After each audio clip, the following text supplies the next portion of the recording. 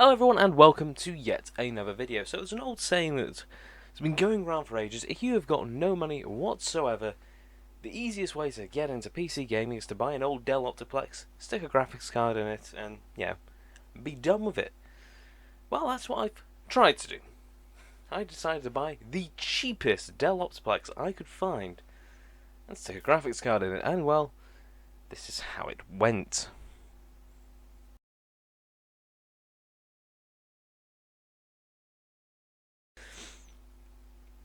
So, what is the old logic then? So, you buy an old Dell Optiplex. They're fairly cheap. You can get them from anywhere between £20 and £60. Be smart when you buy one. Stick a discrete graphics card in it. Usually something like a GTX 750 Ti or something, low power like that. Nothing that requires an additional power connector. And well, it should be fine. It'll be usually pretty good at playing most games. I do believe Linus did a pretty decent video on it. And I'll probably leave a link into the description so you can see how it went for him. But for us, that is not the case. Oh god.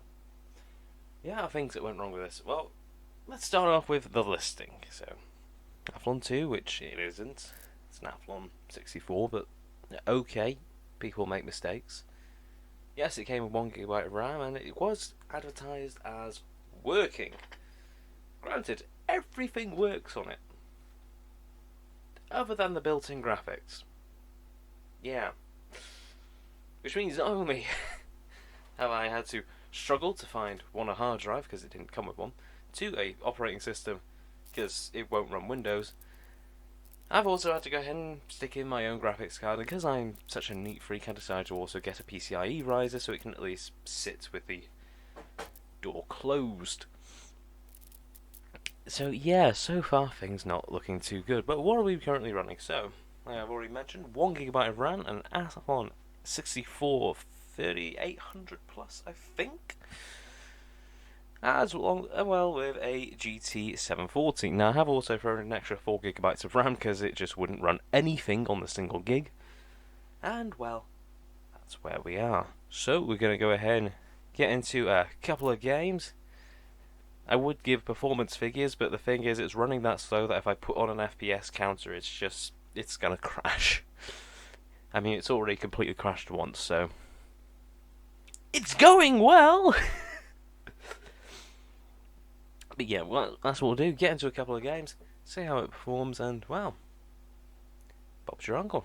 Get on to the conclusion after that, and well, give some of my own advice. Okay, so just to start off with then, how did it actually come packaging wise? Well, packaging wasn't too bad. They did package it fairly well, I'll give them that at least. Actually getting into it alone was an absolute nightmare with how tightly they packed it, but at the very least they did a good job with the bubble wrap. However, I did find after opening the box that, well, the little tab that they go ahead and use to, put a security lock or something so you can't go ahead and open it if you're not meant to, well, it turned out that was broken. Anyway, opening it up, and well, the inside, whilst you can't see it from here, holy hell, it was filthy. There was dirt and grime everywhere. So pretty much immediately after getting it, I had to go ahead and clean out everything, which I'm not going to do on camera because it took forever. But pretty much everything in this got cleaned out before it was actually gone ahead and tested properly. Right, anyway, so getting into some games. Well, the few games that it did run, it actually ran them fairly well. First up, we've got Atlantic Fleet, a very easy game to run most of the time, simply because it's got very low 3D graphics.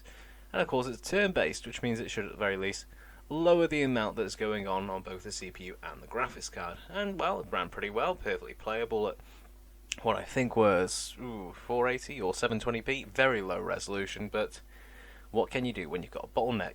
Moving on next, we got Sniper Elite, and well, this just, once it actually loaded into the menu, it just did not want to run. As you can see, this is in real time. Yeah, you can't hear it, but it was throwing out sound errors like you wouldn't believe. Also, apologies for no frame counters, simply because I couldn't get one to run. Moving on to 3D Mark, that also would not load whatsoever, so hopefully in the future I can benchmark it, but currently as it sits, it's just not powerful enough to even open the program. Yeah, kind of annoyed that this didn't work at all.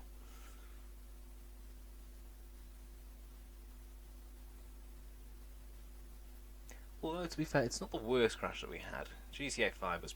not GTA 5, GTA Vice City was pretty bad. Moving on to what ran surprisingly well, Portal. Yes, the original Portal. You know, with GLaDOS and, well, you being it. Actually ran surprisingly well. I can't tell you what the frame rate was, because, you know, frame rate counters just would not work with it. But it ran pretty damn well indeed. Nice and... I wouldn't say super smooth or smooth in general, but definitely a playable experience for a game like Portal, which is actually kind of nice to know. Could be better, but you know, you can't have everything with something like this. But yes, that's how it ran when it didn't crash.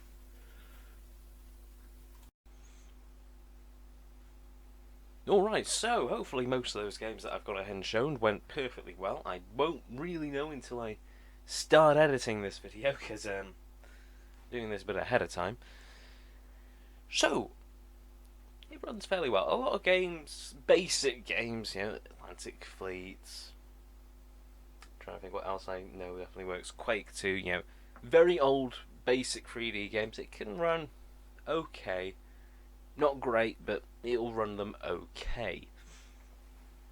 Problem is, you're running into a ridiculously big CPU bottleneck, because that Athlon 64, with only being a single core, and only turboing up to, I think, it turbos up to 2.4 gigahertz. I mean, it is rated for 3.8. It doesn't run at 3.8.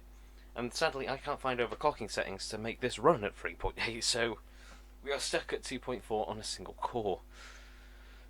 That does not bode well for this PC, like, at all. Other issues: 1, I've had to buy more RAM because otherwise it wouldn't run anything. 2, I've had to install a graphics card because otherwise it won't run. Things went very wrong. Now, things shouldn't have gone this wrong. They really shouldn't have. Most of the time when you buy a PC for somewhere between 20 and 50 quid, especially if it's this low end specs, it should at least run. 9 times out of 10, it will run. You know, you can find plenty of these ancient Optiplexes, and even some of the not so ancient, weird ones that sort of have a sort of more square design, but were sort of angle cut at the front with a mesh. I don't know how to go ahead and word them. I'll leave a picture. But you know, you can get pretty decent deals on them, and you know, as a starting PC, they're pretty great. You know, especially if you get a graphics card, throw it in, and then run it like that for a bit. The problem is, there is a definite bottom end. When you're paying 20 quid for a PC shipped, you are really hoping. Like, granted, it works, it connects to the internet, it can play games. But it works, and it's acceptable with 2 different things. But this is not the end of this PC. Because in the future I am planning on, well, upgrading it to hopefully something that might run anything properly. I have got a couple of parts ordered and on the way, and hopefully we'll see this in the future running not so terribly. Can't guarantee it, but hopefully not so terribly. But when it comes to getting your own, buy an Optiplex with an i3 at the minimum, preferably an i5, something like that.